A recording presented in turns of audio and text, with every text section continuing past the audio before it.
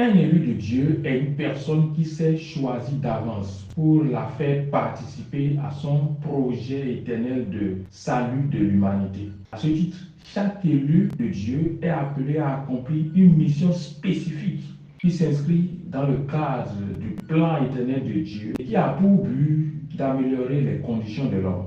Mais si il est vrai que de plus en plus d'élus de Dieu s'informent sur leur statut privilégié, très peu parmi eux vont au-delà de la joie et de la satisfaction morale que cela procure pour s'engager sérieusement à découvrir leur mission de vie et les responsabilités qu'elles impliquent. Cette vidéo a justement pour but de vous permettre de connaître précisément votre appel ou mission de vie à partir de 9 clés importantes. Si vous ne vous êtes pas encore abonné à notre chaîne, c'est le moment de le faire. Partagez, commentez et likez cette vidéo-ci pour lui donner plus de visibilité. Il n'y a rien de plus frustrant, en tout cas sur le long terme, que de savoir que vous êtes un élu de Dieu, mais que vous ignorez votre appel, en menant une vie de chance et de hasard. Le sentiment de frustration est grandissant au fur et à mesure qu'on s'approche de la fin de sa course sur la terre.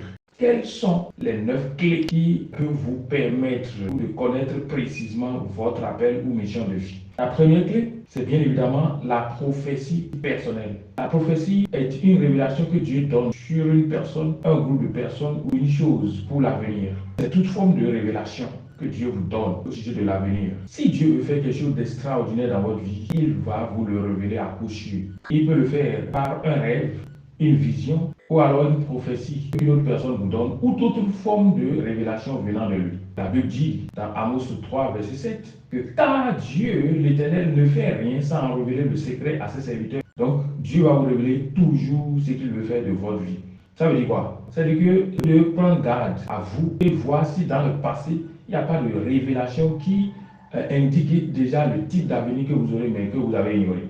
Puisque la Bible dit dans le livre de Job 33, versets 14 à 16, et Dieu parle cependant tantôt d'une manière, tantôt d'une autre, et l'on n'y prête point garde. Il parle par des songes, des visions nocturnes, quand les hommes sont livrés à un profond sommeil, quand ils sont endormis sur leur couche. Et alors, il leur donne des avertissements et met le sceau à ses instructions. Si Dieu veut faire quelque chose d'extraordinaire dans votre vie, il va vous le révéler par une vision, un songe. Mais le problème que nous avons, c'est que nous négligeons cela. Donc, allez tirer de votre passé pour voir s'il n'y a pas de ces songes et visions et de ces prophéties que vous avez reçues, mais que vous avez ignorées, qui pourtant en disent long sur votre mission de vie, sur votre mission future. La Bible nous a parlé d'Abraham dans le livre de Genèse 12, versets 1 à 3, que toute la terre sera bénie en lui. Est-ce qu'aujourd'hui ça ne s'est pas manifesté? Oui. Si Dieu veut vous utiliser, il est évident qu'il va vous le révéler d'une certaine façon. Le problème que les gens ont, c'est qu'ils ont négligé ça. Joseph avait déjà une révélation de ce qu'il allait devenir grand, le premier ministre en Égypte, avant que cela n'arrive. En Genèse 37, verset 3 à 11, vous vous souvenez de ces deux songes qu'il a eu, la gerbe qui s'est levée, les gerbes de ses frères se prosternaient devant lui. Vous vous souvenez aussi de ces 11 étoiles, la lune et le soleil qui se prosternaient devant lui.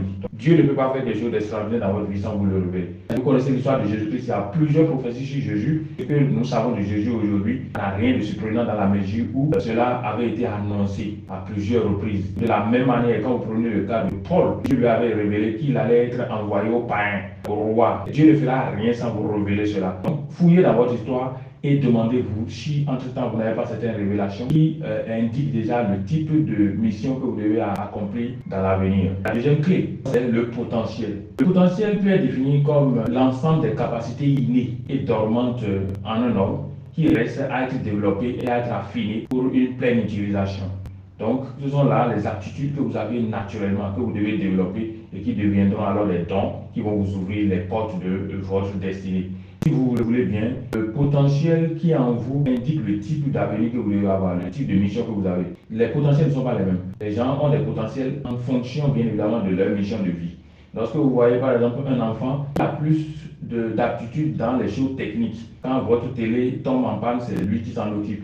Votre radio a des problèmes, c'est lui qui s'en occupe. Probablement, dans l'avenir, si vous l'orientez dans le domaine de la technique ou de la mécanique, vous aurez plus de chances de pouvoir avoir une grande destinée. Votre potentiel en dit long sur le type d'avenir que vous devez pouvoir avoir. Vous connaissez l'histoire de Joseph. Joseph avait de potentiel pour interpréter des visions. Même quand il était encore jeune dans la maison de ses parents, Genèse 37, verset 5 et suivant. Et on a vu que c'est ça qui l'a amené à devenir Premier ministre, n'est-ce pas? Et quand vous prenez l'histoire de ce Joseph-là aussi, il avait un art particulier pour l'administration, pour la bonne gestion.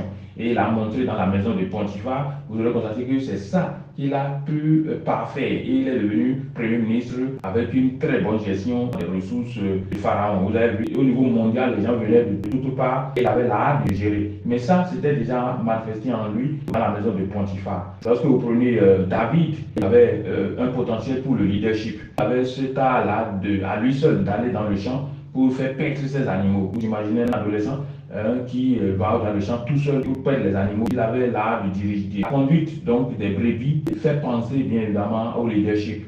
Parce que le berger est semblable au chef et les brebis semblables bien évidemment au peuple. Vous avez compris? Il essaie de développer aussi le potentiel de guerrier, cette capacité de pouvoir tuer les ours et les lions dès son jeune âge. C'est ça qu'il a développé à un moment donné. Il est devenu un roi guerrier. Vous avez par la suite pour défendre les limites du territoire d'Israël. Donc, vous devez pouvoir le retenir, c'est super important que de pouvoir le retenir. Donc, vous devez constater que c'est lui aussi le roi qui devrait faire reformer en réalité le domaine de la musique et de l'action de grâce, de l'adoration. Et déjà dès son enfance, il avait d'aptitude pour pouvoir jouer la musique. Lorsque le roi avait quelques soucis, quelques oppressions démoniaques, c'est lui qu'on appelait déjà dès son jeune âge. Mais vous connaissez le développement qu'il est devenu. Le psalmiste le plus puissant de tous les temps, c'est lui qui a reformé en tant que roi, bien évidemment, le domaine de la musique et tout ça. Mais ça n'a pas commencé par là, ça a commencé par un potentiel, c'est-à-dire des ressources non affinées, et avec le temps, ça s'est affiné. Lorsque vous prenez l'histoire de Jésus-Christ lui-même, vous allez vous rendre compte, bien évidemment, que la Bible dit qu'il était plein de sagesse, donc il croissait en statut et en sagesse. On a dit qu'on l'a retrouvé dans le temple, il s'est éloigné de ses parents pendant 3 jours.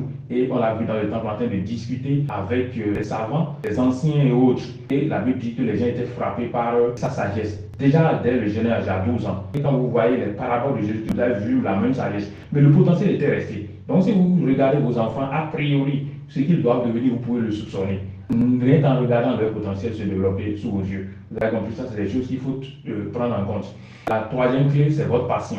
Qu'est-ce que c'est que la passion? La passion, c'est un désir inné, dévorant, persistant, animant une personne dans le but de l'amener à affiner son potentiel, à exercer son don. En fait, Dieu met en vous la passion comme du carburant pour vous permettre de pouvoir réaliser la destinée. Aucun d'entre nous ne peut réaliser la destinée sans la passion. La passion est comme le carburant, c'est ça qui vous donne l'envie au quotidien de pouvoir aller dans l'accomplissement de la destinée. Sinon, on serait frustré. Il y a comme une envie qu'on ne peut pas éteindre, qui vous porte vers la réalisation de votre destinée au quotidien. C'est ça qu'on appelle la passion. Donc, quand vous voyez votre domaine de passion, révèle votre destinée, révèle votre mission de vie. Quand vous voyez un enfant qui est passionné au foot, qui passe du temps au foot sans se plaindre, il n'est pas esprit qu'il ait une destinée attachée au foot. Vous comprenez un peu? Donc, vous devez pouvoir faire attention à ces choses-là. Lorsque vous prenez Joseph, vous devez constater qu'il était passionné pour tout ce qui a rapport à l'interprétation du songe. Il n'avait même pas besoin de l'argent. C'était un plaisir pour lui. Il a fait dans sa maison, il a fait pour sa propre vie, il a fait pour les fonctionnaires de Pharaon dans la prison, il a fait pour Pharaon aussi, c'était un plaisir. Il ne demandait pas de l'argent, c'était un plaisir pour lui. Une activité qui déchaîne votre passion en dit long sur ce que vous êtes appelé à faire dans l'avenir. Vous connaissez aussi l'histoire, je l'ai déjà dit, de David qui était passionné par tout ce qui a rapport à la conduite des animaux. Pourquoi? Parce que la conduite des animaux se réfère à la direction ou si vous voulez au leadership. Là, il a appris comment on devait pouvoir gouverner. Vous comprenez un peu? Vous prenez Jésus-Christ aussi, vous devez constater qu'il était passionné à la parole. Quand il était au temple, on avait dit ça. Il avait près de 3 jours, je ne sais même pas ce qu'il a de manger. Ses parents le cherchaient partout, mais lui, il était passionné. La passion révèle le type d'avenir que vous avez. Jésus-Christ aimait beaucoup plus la prière aussi. C'est là pourquoi? Parce qu'il était appelé à sauver le monde. Il ne pouvait pas ne pas être en présence du Père pour pouvoir articuler sa propre mission, pour mieux comprendre sa mission. Prenez note de vos passions. Si vous faites beaucoup attention à vos passions, vous pourrez savoir à peu près là où vous êtes en train d'aller. L'apôtre Paul dit: malheur à moi s'il ne prêche pas l'évangile. Il était passionné par la prédication de l'évangile parce que c'est ce à quoi il est réellement appelé. Donc, il y a un lien intrinsèque entre votre appel et votre passion. Quels sont les critères pour pouvoir identifier votre passion? Une activité qui semble pouvoir remplacer la nourriture révèle votre passion. Une activité que vous avez du plaisir à faire malgré les oppositions, les obstacles, la fatigue et autres révèle votre passion. Une activité qui vous procure tellement de satisfaction que vous n'avez pas besoin de l'argent, d'être rémunéré. Et votre domaine de passion. Donc faites attention à ces choses-là. Faites attention aussi aux mauvaises passions. Il y a des mauvaises passions, des passions démoniaques, les charnelles, comme la pornographie, la violence, ça c'est des mauvaises passions. Comment distinguer la passion qui vient de Dieu? Cette passion-là sera conforme aux Écritures, à l'esprit des Écritures, et sera conforme au caractère de Dieu. Donc un autre élément qui a d'une importance super capitale, c'est les problèmes et les persécutions. Si vous êtes dans votre plan, dans le plan de Dieu pour votre vie, vous serez persécuté. Pourquoi? Parce que Satan, juste après sa chute, a juré qu'il va s'opposer à tout ce que Dieu fait. L'homme a été créé après la chute de Satan, Lucifer. Depuis ce temps-là, il a juré qu'il va détruire tout ce que Dieu fait. Donc c'est à sa suite, à son remplacement d'ailleurs, que Dieu a façonné Adam et Ève. Et Satan a juré qu'il va détruire tout ce que Dieu fera à travers l'homme. Donc quand vous serez dans votre couloir, Satan va vous persécuter, ses agents aussi vont vous persécuter. C'est un signe sûr de ce que vous êtes dans le couloir. Ceux qui s'éloignent de leur couloir, Satan n'a pas besoin d'eux. Celui qui est dans son plan, Satan va le persécuter. Et c'est un signe sûr, au lieu d'abandonner, c'est le moment bien évidemment de s'engager pour se dire qu'on est sur le bon chemin. Donc quand vous avez des persécutions répétitives, des problèmes répétitifs, il n'est pas exclu que vous soyez sur le bon couloir. Parce que la Bible dit que ceux qui vivent pieusement en Christ seront persécutés. 2 Timothée 3, verset 10. Donc, vous voyez à travers toute la Bible, tous ceux qui ont quelque chose de majeur à accomplir pour leur génération sont toujours persécutés. Donc si vous êtes persécuté, il n'est pas exclu que ce soit parce que Satan a su que vous êtes dans votre couloir. Parce que très peu de personnes sont dans leur couloir. Et Satan ne s'intéresse pas à ceux qui ne sont pas dans le plan de Dieu. Eux sont ceux-là, ce sont des esclaves garantis et assurés. Mais ceux qui veulent se rebeller, c'est ceux qui veulent aller plutôt avec Dieu. Et Satan va les persécuter exprès. Ce n'est pas surprenant. La cinquième clé, c'est la protestation, ce qu'il appelle la protestation ou la colère sainte. Lorsque vous êtes dans votre plan, lorsque vous êtes en face du problème que vous êtes appelé à régler, vous serez animé par une colère sainte. Si vous voyez un problème de la société qui vous énerve, comme si, pourquoi ça doit être là, c'est exactement ce pourquoi vous êtes là. C'est parce que c'est sur votre couloir. C'est comme un obstacle sur votre couloir que vous devez enlever pour être glorifié. Donc, s'il y a un problème social, un problème économique, industriel, je ne sais pas, qui vous irrite, vous dites, mais pourquoi la situation est comme ça? Il faut qu'on change ça. Si ça vous révolte, il y a une situation révoltante devant vous, il n'est pas expliqué que ce soit pour ça que vous êtes appelé. Donc, vous comprenez l'histoire de Moïse, non? Quand il avait vu l'Égyptien qui avait frappé un Israélite, la Bible dit qu'il a tué. Pourquoi? Parce qu'il est le libérateur d'Israël. Quand même, la grâce n'est pas encore activée, c'est en lui, c'est inné. Il devrait pouvoir bien évidemment manifester ça. Il y a une colère sainte, il y a une révolte sainte. Quand David a vu Goliath, il a dit, mais qui est ce incirconcis pour défier les frontières de l'Éternel? Vous avez vu, donc une colère sainte. Quand vous voyez Jésus-Christ lui-même, quand il est allé dans le temple, quand il a vu les gens qui sont en train de polluer le temple en vendant des pigeons et autres, il s'est énervé, il les a chassés. Pourquoi? Parce qu'il est le temple de Dieu par excellence. Le temple, c'est le lieu de réunion entre la divinité et l'humanité. Et Jésus-Christ incarné est venu d'ailleurs restaurer les relations entre les humains et Dieu. Et le symbole de cette relation-là, c'est le temple. Donc il ne veut pas permettre que ce qu'il est venu accomplir soit perverti. Cette union-là soit vraiment pervertie. C'est l'image, bien évidemment, d'une union pervertie et il fallait corriger ça. C'est ce qu'il est venu corriger sur la croix d'ailleurs. Donc il ne peut pas se permettre que cela continue. Vous comprenez l'histoire de Paul aussi, lorsqu'il y avait une nouvelle foi, une nouvelle doctrine, c'est-à-dire lorsque la chrétienté est née, parce qu'il y avait un potentiel en lui pour restaurer la bonne connaissance de Dieu. Donc quand même il n'avait pas encore la révélation, il dit au fond de lui, il se disait que ceux-là sont en train de faire quelque chose qui est contraire à son plan, à ce que lui il est appelé à faire. Parce qu'il est appelé à faire connaître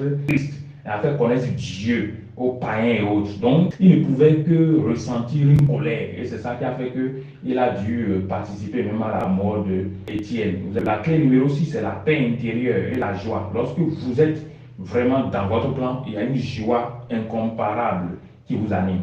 Et c'est de bonne guerre. Il y a une joie, il y a une paix, une sérénité si vous êtes dans le couloir. Toutes les fois où vous sentez un manque de tranquillité au fond de vous, il n'est pas expliqué que vous soyez loin du plan parfait de Dieu pour votre vie. La Bible dit, je suis l'Éternel, je t'instruis à ton profit, je te conduis sur la voie où tu marches. Oh, si tu étais attentif à ma voix, ta paix sera comme un fleuve, ta justice comme des flots de mer. Ésaïe 48, verset 18. Deutéronome 5, verset 33 dit, si vous marchez selon le chemin qu'il a tracé pour vous, vous serez heureux. La Bible dit, la joie abonde près de la face de Dieu. Psaume 16, verset 11. Donc, si vous êtes dans le plan de Dieu, il y a une sérénité, une paix qui vous caractérise. Donc, faites attention à ces activités que vous faites et qui vous procurent tellement de paix intérieure, de joie. indiquer que c'est votre destinée. Cela couplé avec les autres clés, ça doit vous permettre bien évidemment de définir votre destinée. La septième clé, c'est la prière. Si vous voulez découvrir votre destinée, une clé sûre, c'est pas la prière. Vous allez le voir par la prière, et par la méditation, par l'action de grâce et la louange, et demandez-lui ce pourquoi vous êtes ici. Vous serez surpris de ce qu'il va vous révéler, ce pourquoi vous êtes là. Donc, allez le chercher par le jeûne, la prière, l'action de grâce, et vous allez voir. Il dit, invoque-moi, je te répondrai, je te révélerai les choses cachées et grandes que tu ne connaissais pas. Jérémie 33, verset 3, la Bible dit aussi dans le livre de Matthieu 7, frappez, on vous ouvrira, demandez, on vous répondra. Donc, les patriarches avaient cette coutume-là d'aller en sa présence pour lui demander ce qu'il a en réserve pour leur avenir. Vous devez faire de même. Alors, il y a deux dernières clés que vous allez voir avec vous. Ça, c'est les clés de vérification. Donc, avec les 7 premières clés, vous devez pouvoir avoir une idée plus ou moins vague, plus ou moins précise de votre destinée. Mais ces deux clés-là vont vous permettre de voir si c'est vraiment certain ou sûr. La première clé, c'est la publicité de l'impact. Qu'est-ce que je veux dire?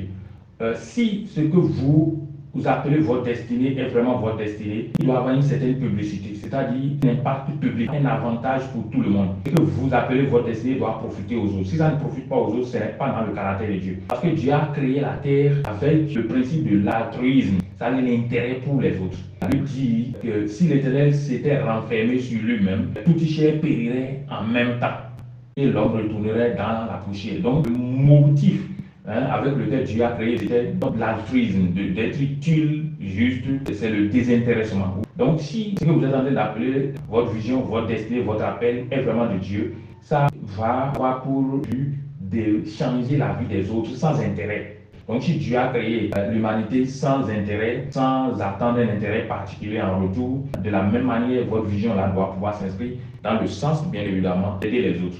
Donc, est-ce que ce que vous êtes en train d'appeler votre vision a pour finalité l'altruisme, a pour finalité de changer la vie des autres? Ou bien c'est concentré sur vous, c'est concentré sur vous, certainement que vous avez mal compris votre vision. Sinon, normalement, le but doit être d'arroser les autres. Le dernier point, ça vous permet de vérifier aussi, c'est la perpétuité. Ce que vous appelez votre vision, est-ce que ça a le sens de l'éternité? Parce que Dieu est éternel. Votre mission de vie s'inscrit en réalité dans le plan éternel de Dieu. Votre mission là est aussi éternelle, c'est une partie de l'éternité. Donc sa finalité doit être l'éternité. Est-ce que ce que vous appelez votre vision a pour but de changer nos générations? Peut impacter nos générations. Sinon, il y a problème. Mais si oui, je crois que vous êtes sur le bon chemin. Parce que la Bible dit, dans le livre d'Éphésiens 1, à partir du verset 3, bien sûr, que Dieu a arrêté son dessein avant la fondation du monde.